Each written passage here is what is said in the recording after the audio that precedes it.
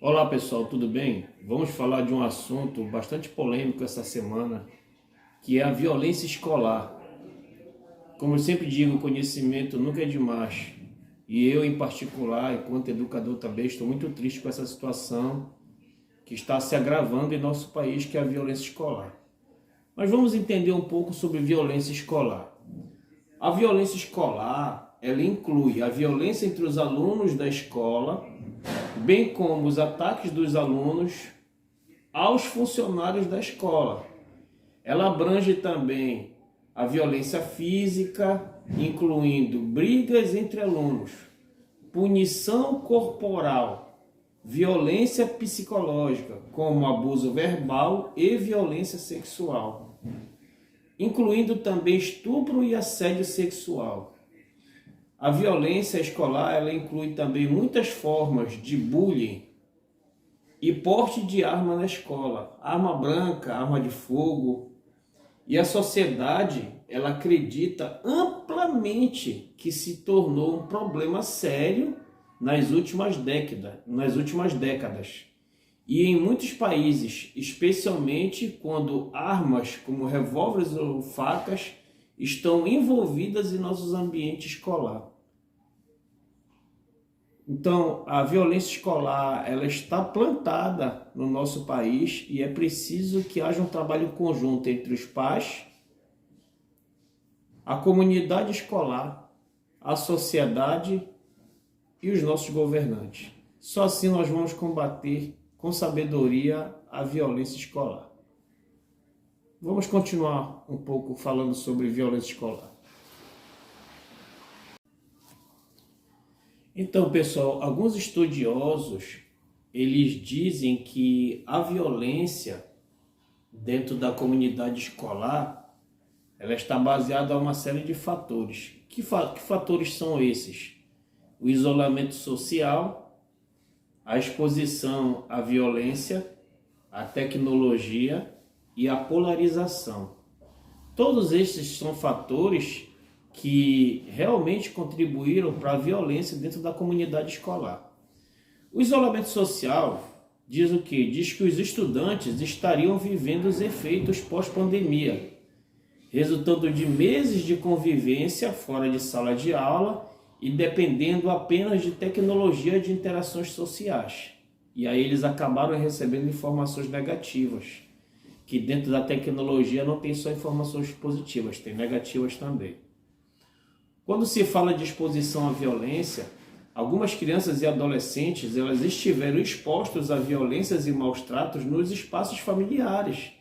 Você pode achar que não, mas isso aconteceu sim. A tecnologia, o acesso à internet sem mediação de um responsável, teria também tornado mais fácil o consumo de fóruns da internet, sobretudo de determinados grupos que falam de violência. E aí, como os pais não têm o controle no que a grande maioria dos adolescentes estão fazendo, a violência vai entrando na mente deles através da tecnologia. E quando eu falo de polarização, eu falo que a partir desse período, de 2018 até agora 2023, passou a notar-se uma polarização entre o que? Entre a adoção ou não medidas sanitárias durante a pandemia, além de uma polarização social e política no país, o que serviu de combustível para quê? Para as ideias extremistas entrarem em pauta. Mas isso não vai muito ao caso. Nós temos que entender que um conjunto de ideias negativas, que é o isolamento social, a exposição à violência, tecnologia de maneira errada e a polarização, tudo isso contribui para que a mente de um jovem que ainda está em processo de evolução, de adaptação ao seu meio, ao seu mundo, seja caminhado para um lado errado e ele tome decisões precipitadas. E depois, muitas vezes, venham até a se arrepender por ter se deixado levar por as emoções ou até por informações negativas. Vamos assistir uma entrevista que fala basicamente sobre isso.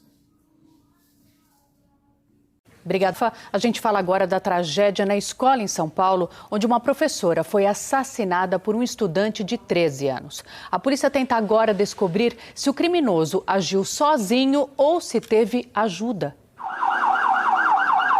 O primeiro sinal sobre o comportamento suspeito do agressor de 13 anos surgiu quase um mês antes do ataque de ontem. Foi nesta escola estadual em Taboão da Serra, na Grande São Paulo. A direção da unidade registrou um boletim de ocorrência de ameaça no dia 28 de fevereiro. O texto diz que o adolescente postava vídeos com arma de fogo e simulando ataques violentos. Esse vídeo mostra o adolescente atirando com uma arma de pressão.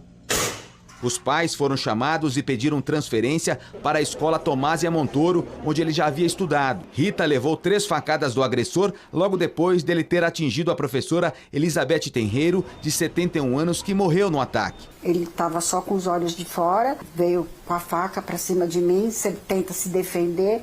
Depois é que eu soube quem era o aluno, depois que eu já estava até no hospital. Outras 5 pessoas ficaram feridas, mas não correm risco de vida. O celular, um HD externo e até o videogame do agressor serão periciados. A Polícia Civil diz que ele planejava o ataque havia 2 anos e apura se ele teve ajuda ou orientação de alguém. Todas as pessoas que interagiram com as publicações suspeitas do adolescente nas redes sociais serão investigadas. Esse trabalho de rastreamento aos perfis, redes sociais, é importante para saber se houve algum incentivo, algum induzimento, instigação. Segundo a investigação, o agressor foi vítima de bullying nas 3 escolas onde estudou. Na semana passada, ele discutiu com outro aluno e a professora Elizabeth ajudou a separar a briga. Este casal conta que o filho deles também foi vítima de uma agressão gratuita. Ele não conhecia meu filho não conhece ele. Eles são de salas, de séries diferentes. E ele passou e deu um soco no rosto do meu filho. E ele falou, é porque eu estava com raiva e queria desestressar. O agressor prestou depoimento e foi levado para a Vara da Infância e da Juventude e deve ficar internado na Fundação Casa por até 3 anos. O governo prometeu apoio psicológico para alunos e professores que testemunharam o atentado. Agora, a Secretaria de Segurança Pública teme um efeito contágio em escolas do país. Desde ontem, 7 possíveis ataques foram detectados e impedidos pela polícia no estado de São Paulo. A PM estuda criar um programa para reforçar a segurança nas escolas. E nós já estamos com alguns projetos para reaproveitar os colegas que estão na reserva, que queiram voltar a fazer algum tipo de atividade dentro da área de segurança pública. Em um caso recente, o ataque à faca em uma escola estadual de São Paulo, que deixou uma professora morta e mais 4 pessoas feridas, agora no dia 27. E isso jogou luz sobre a violência dentro das salas de aula de todo o país, que tem histórico de índices elevados de agressão contra docentes.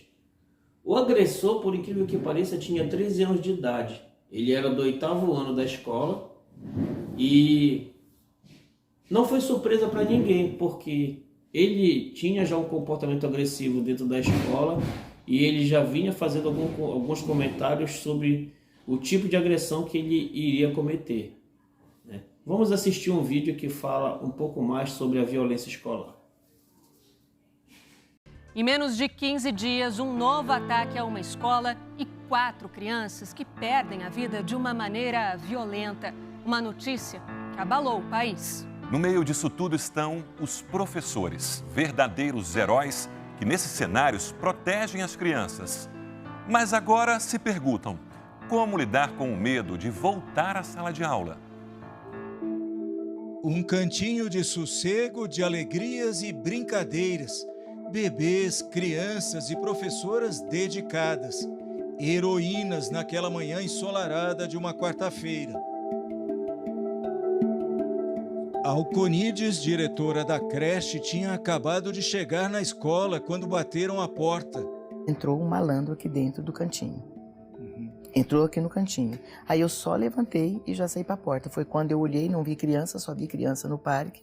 Alconides não pensou 2 vezes e, em segundos, organizou uma operação para proteger as crianças. A diretora da escola estava lá dentro, numa sala, quando ouviu os gritos e pedidos de socorro. Um homem de 25 anos pulou o muro da creche e atacou os alunos que brincavam no parquinho. 4 crianças morreram. Elas tinham entre 4 e 7 anos de idade. Outras 5 ficaram feridas e já receberam alta do hospital.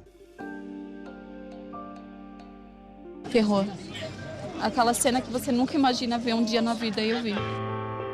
A professora Simone contou que correu desesperada, sem saber direito o que estava acontecendo.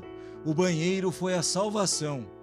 E aí eu fechei, eu enfiei os bebês no banheiro e daí daqui a pouco já vieram batendo na porta que ele entrou matando. Liguei para a polícia, liguei para o bombeiro, né, pedindo ajuda.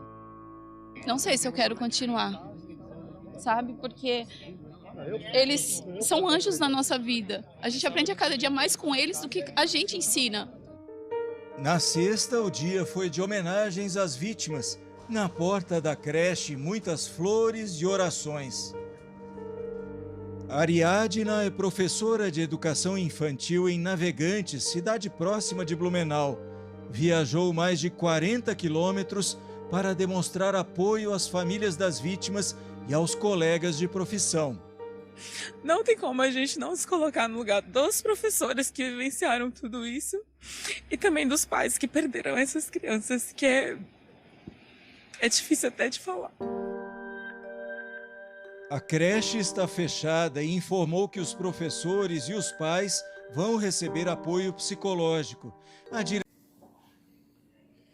Então, pessoal, um levantamento global da Organização para a Cooperação e Desenvolvimento Econômico, mais conhecido como OCDE,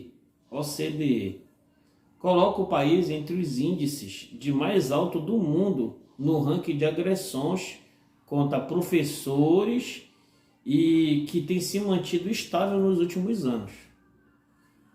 Ambiente mais propício é o bullying. Isso foi um estudo divulgado em 2019 que apontou escolas brasileiras que são os ambientes mais propícios. Então, o que acontece? O bullying, ele é considerado uma agressão verbal de um colega com outro, ou até mesmo com os educadores. Foram entrevistados 250 mil professores e líderes escolares de 48 países ou região. Então, o que aconteceu? Situações de intimidação foram relatadas, com 28% dos diretores escolares brasileiros. Eles relataram testemunho de situações de intimidação, bullying entre os alunos, e o dobro da média foi calculado tudo pela OCDE. O abuso verbal, ele é constante, é semanal. 10% das escolas brasileiras, elas pesquisaram e registraram episódios de intimidação, de abuso verbal contra educadores, segundo eles, próprios com os potenciais de consequência e bem-estar a afetar os seus níveis de estresse e permanência dentro da profissão. E aí o que ocorre? Quando o educador ele chega a um nível elevado de estresse, ele pede para ser afastado. E aí já está numa média internacional de 3% de afastamento de educadores por conta de agressão verbal ou física. Isso é um dado muito importante. E finalizando, pessoal, eu queria deixar uma mensagem para você. Amigo de verdade, ele não fala mal do amigo. Amigo de verdade, ele não é fofoqueiro. Amigo de verdade, ele não mente. Amigo de verdade, ele quer realmente ser seu amigo. Ele é uma pessoa que está ali disposto a ficar ao seu lado em todos os momentos. Amigo de verdade é aquele que sempre está ali oferecendo o ombro amigo para chorar. Procure entender quem são seus verdadeiros amigos. Eu, em particular, eu aprendi que a amizade não é só alguém que ande com você ou que você diz que confia o tempo todo. Você vai conhecendo a pessoa melhor e descobre com o passar do tempo se ela realmente é sua amiga. Então, como já dizia a minha mãe, amigo só é sua amiga ou mãe o seu pai. O que ela quer dizer com isso? Ela quer dizer que amigo de verdade só é a sua mãe e seu pai. A sua mãe e seu pai são seus amigos de verdade. Os outros, você dá um voto de confiança, procura analisar, procura observar, procura saber se realmente aquela amizade é verdadeira para você. Amigo de verdade a gente nunca vai encontrar em lugar nenhum, a não ser que a gente consiga fazer uma análise com calma sobre isso. Meu nome é Ademir da Silva e meu objetivo é levar conhecimento até você.